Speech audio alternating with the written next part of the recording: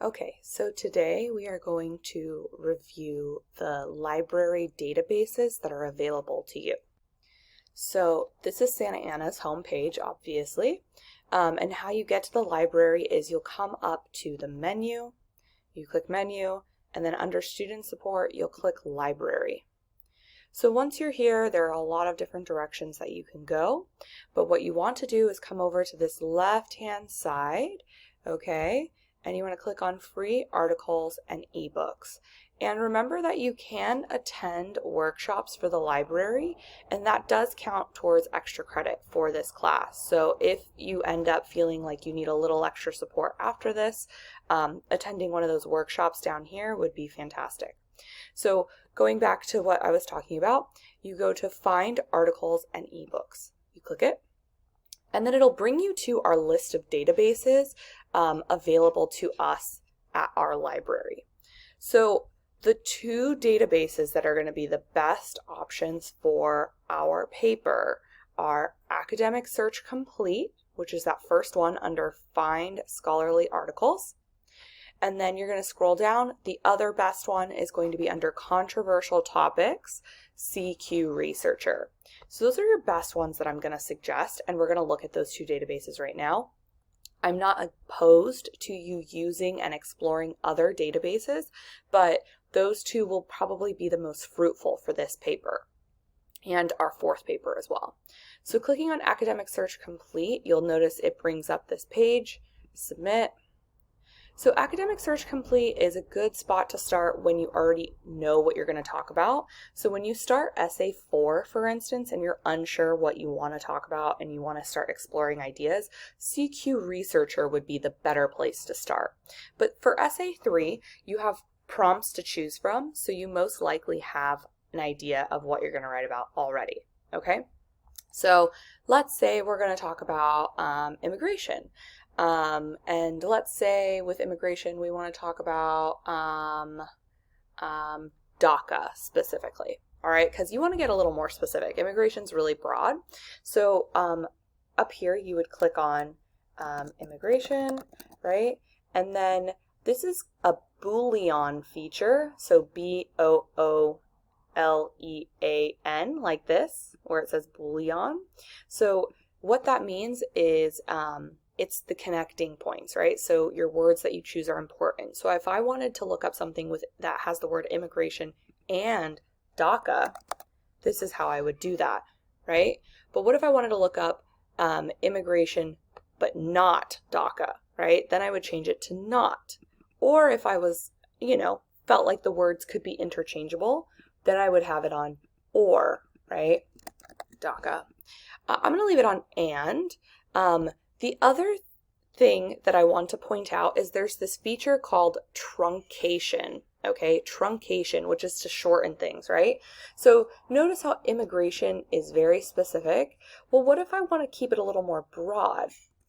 Maybe I want to do this because this will now include immigrant, immigration, any word variation that is kind of on the same track as that, as long as it has this part of the word in it, will show up, okay? So I'm going to search. I usually leave it on select a field optional just because if you start narrowing it down to an author or a title, it really limits your search. So I'm going to search here. And look at that. So because I had those two pieces, I have 436 articles already, all right? That's quite a bit. So I also want to show you how you can narrow it down.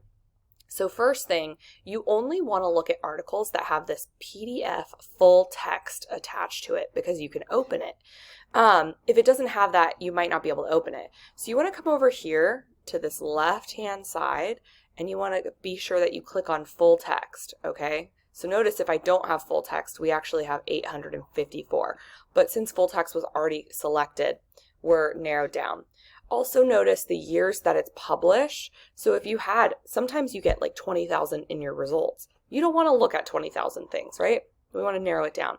It's best to keep your publications within the last 10 years, but sometimes, expanding it to the last 20 is not that bad. But once you start getting into the 1990s, 1980s, right, it's pretty old and it's probably changed. So you want to make sure that if you're using like maybe one source for your paper that is older, because keep it to about one, it should be for like historical purposes, right, to see how it's evolved and changed. And so that would be something to keep in mind. You can also see, right, like what types of articles you're choosing. The other one that is sometimes, fairly helpful to click is scholarly peer-reviewed journals, right? So that's going to be your top-notch, right, top-notch materials because it's been peer-reviewed by experts. That brought it down to 79, okay? So now, let's see, let's click on this one, right? So examining university responses to DACA, PDF. And then when you open this, you'll see, right, there's the table of contents, and here is our source. You don't want to read the whole source right off the bat. It's too many pages. It's probably really dense. So what you want to start with is just read this abstract, okay? This abstract's like a good synopsis of what the article is going to be about, and it'll give you a sense of if it'll work for your paper or not. And then once you do that, if you're like, oh my gosh, this is the best, then just lightly skim it. Look for the headers, right? Look for key details, and see if it is, in fact, the article you want to use.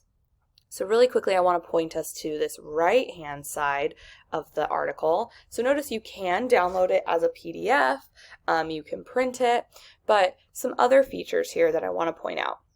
So first, when you're saving these articles, I would honestly recommend emailing them to yourself, and then just making a folder within your email that you can delete once the essay is done, right? And so you can send it to yourself, email, all that jazz. And you can keep it attached as a PDF, separate attachment, which I would recommend. The other thing that I wanted to point out, so that was that little email feature, right? The other thing I wanted to point out is this feature over here. So hovering over that yellow paper, and you can click it, and it has citations. So you don't have to use EasyBib. You don't have to do all the hard work and legwork, right, of creating a work cited. You can get it from here.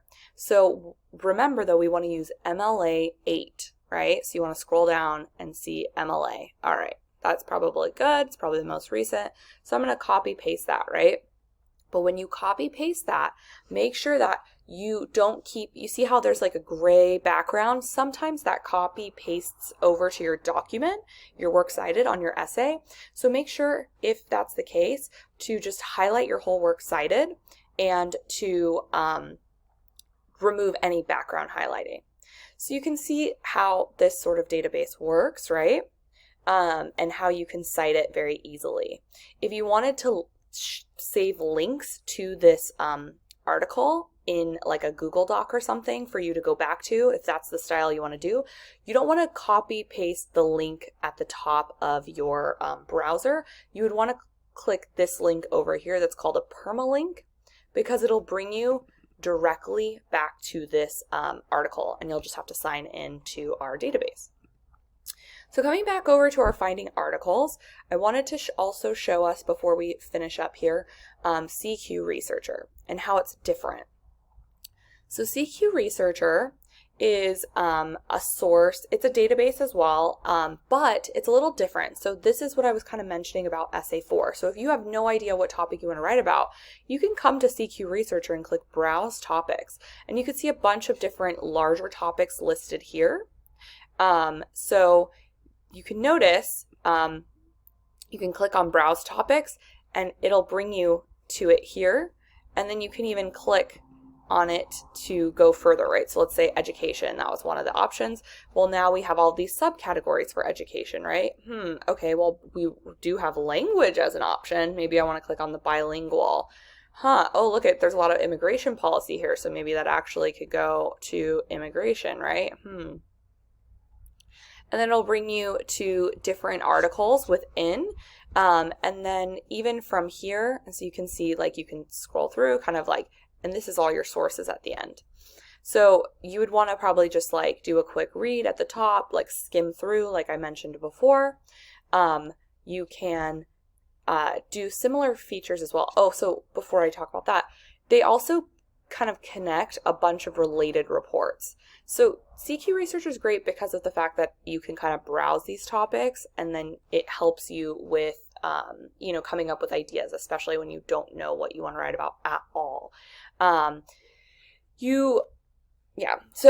But this might be a little more challenging if you already have your thesis in mind. And if that's the case, if you're having a hard time with CQ Researcher, then Academic Search Complete is going to be your best one. So similar to Academic Search Complete, it can cite your information for you, but don't choose this one. This one's APA. We are not APA. Remember, you need to click on MLA. This is what you're using for your citation, okay? And so same thing, notice the gray background, so sometimes that transfers over. So when you copy paste it, make sure you get rid of the background. The other thing is you can email it to yourself, right? Like I said before, that's probably your best bet so that you can save it in a folder and then just delete it at the end. So, it's easy to contain kind of. So, so CQ Researchers, I think, a little more intuitive. You can still do the search up here, and then notice you can still use that Boolean feature. So, I had here sexism in gaming right off the bat. And then, STEM gender gap. Oh, that's interesting. Okay, maybe we'll click on that, right? And it'll bring you to something like this. And you'll notice that within this full report, you can even narrow it down. Maybe you want to look at the pros and cons to see if this is what you want to be writing about. Maybe you want to look at like the order of events that have happened, right, up to this point to get to there. So this kind of like gives you the full breakdown, but the full report will show you from the beginning and you can kind of scroll through. So these are some tips for using our databases. Those are going to be your two best databases to use, but notice that you don't need to do the work for creating your works cited. Just make sure that you're choosing the MLA feature, right? Don't choose the APA or the other default that's up. And then make sure that you are clicking full text for Academic Search Complete. If you have any questions about, the databases, or you're having a hard time finding sources, what my recommendation would be is to keep a list of everything that you've put into the database so that I know what words you've already searched, because more often than not, students just have a hard time narrowing down their search or being more specific or varying their language. So if you kind of keep a running list of everything you've put in and the combinations you've put in, and you emailed that to me, I can see what you've already tried, and I can give you a lot more suggestions on what to do in order to find sources through our databases. So just kind of keep that in mind if you think that you might struggle, or you've struggled in the past, or you're just unsure.